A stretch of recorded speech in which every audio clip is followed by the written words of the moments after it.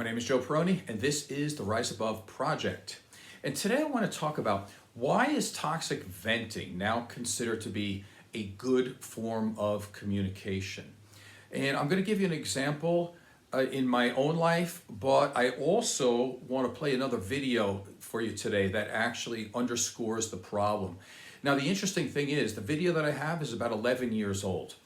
And so this has been going on a long time, but we'll talk about this a little bit more. I think this really started to gain traction back around the early 1990s with John Gray's book, Men Are From Mars, Women Are From Venus. But we'll get to that in a second. Let me play this video as soon as I can pull it up. It's about a minute and a half long. It's just, there's all this pressure, you know? And sometimes it feels like it's right up on me. And I can just feel it, like literally feel it in my head. And it's relentless. And I don't know if it's going to stop. I mean, that's the thing that scares me the most, is that I don't know if it's ever going to stop. Yeah. Well, you do have a nail in your head.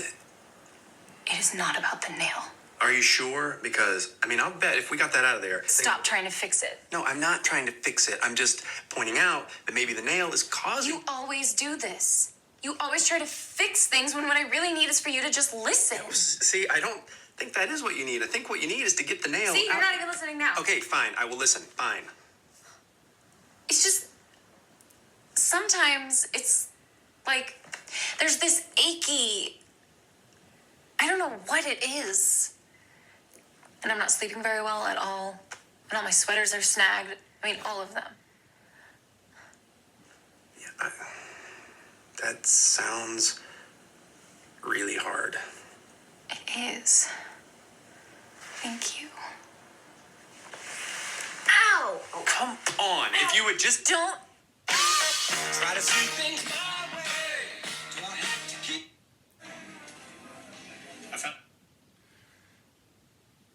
Okay. So obviously they're using a little bit of humor there to to bring out the issue. So, but let's talk about this, right? Because yes, even according to Dr. John Gray's book, Men Are From Mars, Women Are From Venus, he makes it a man versus woman thing. But I'm noticing now, and I don't know, it's probably social media, TikTok videos and everything else people are getting into, they think that this is a normal form of communication, and it's for everybody. It's woman to woman, man to man, whatever.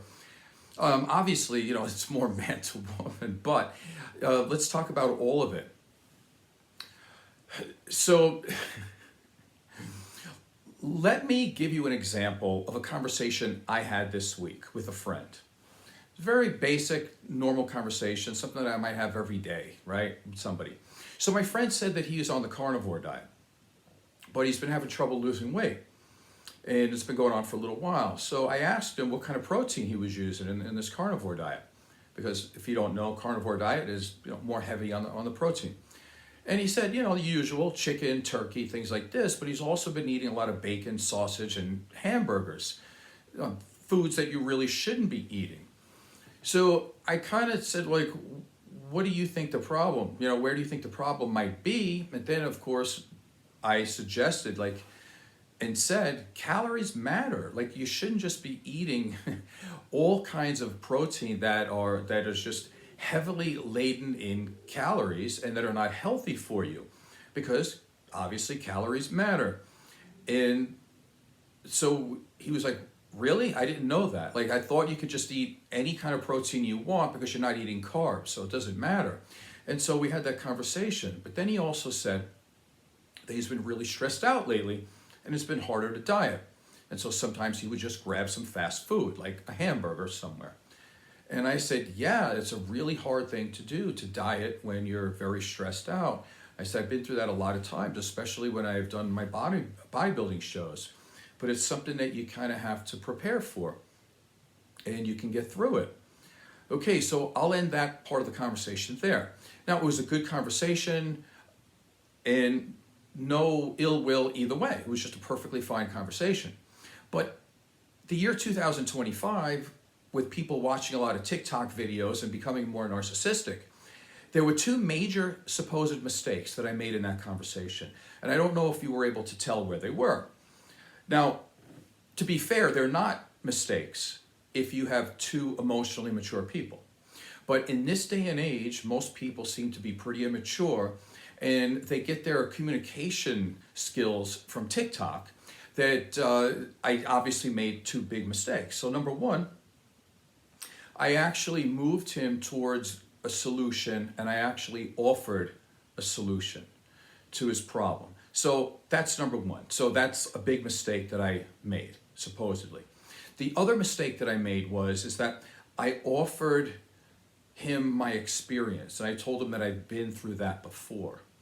So these are two big mistakes in communication in the year 2025. But if you have a degree of emotional maturity, none of this is actually true. Because the first part about trying to move somebody to a solution, or if you know the answer and you see somebody struggling and they're hurting and they're going through a little bit of an issue that's bothering them, and you offer a solution, you're not being a jerk, you're not being dismissive, you're not being demeaning. What you are is you're caring, you are empathetic, and you're a good listener because you're hearing what their problem is and you're trying to maybe help them do something about it. It's not mansplaining, right? It's offering something to somebody. It's giving them a gift if you can. The other part about sharing experience, it means that you're trying to relate to the person. It means you're trying to create a connection to say, yeah, you're not alone. I've been here before. You're offering emotional support. It's not one-upping somebody. It's not trying to compare to say that maybe your experience was way worse than theirs, so therefore they should get over it. Only in a world where we're becoming more and more easily offended by people, and we're becoming more narcissistic, that what I did would be considered to be a real problem. So let's go back to the beginning of this, of where it really started in the early 90s. We're looking at, again, Dr. John Gray, and one of his chapters in Men Are From Mars, Women Are From Venus, and now, again, the sexist part is his, not mine. He would say that women need to vent, men just listen. And men try to come up with solutions, and women couldn't care less about solutions. Again, his words, not mine. So he would say that you would have breakfast in the morning, and the woman would sit there and she would whine, cry, and complain. And the man would sit there like just this big blank slate. So you're just this big sounding board. But it's not really that, right? Because if you're not having a two-way conversation and you're not doing a back and forth with somebody, you're not a sounding board, right? You're more like a dartboard. So you sit there and you watch the woman complain and get angry, and then what happens is that she's supposed to get that off of her chest. However, does that help? The answer to that is unequivocally no, it does not. Because what you're doing is that you're training somebody to find the negatives. And what they're doing is they're being trained to ruminate about their problems, and they're not being moved to a solution. So what does rumination do? Well, it's correlated to depression and anxiety. And rumination, of course, is correlated to more rumination. It doesn't move you to solving a problem. So if you get offended when somebody says, hey, what would you like to do about this problem? Is there another way to look at this? And they get offended. What's really happening here? It's a version of masturbation where somebody's just getting their stuff out on you, and they could care less if you're there or not, because you don't need to be there. You're not supposed to do anything. You're supposed to sit there like a picture on a wall. And this does not help. So this is something that Dr. John Gray was pushing, that a man should never offer a solution, because just like it said in that video, or showed in that video, that the woman would say, you're not being a good listener if you just don't keep quiet and just be there while I cry about something that literally has the easiest fix in the world to it. Now, obviously there are a lot of problems in this world that are unfixable, And it would be out of line for someone just to walk in and think that they could fix a problem that's unfixable. Grief comes to mind, right? Like those things you just never really truly get over. You learn to manage it. And I think that's pretty much understood with most people. But if you're talking about basic stuff and you're expecting a person just to sit there's words for that, right? Like, why is this becoming more and more popular? It's becoming more popular because we have more of a narcissistic society that doesn't really want to communicate with people.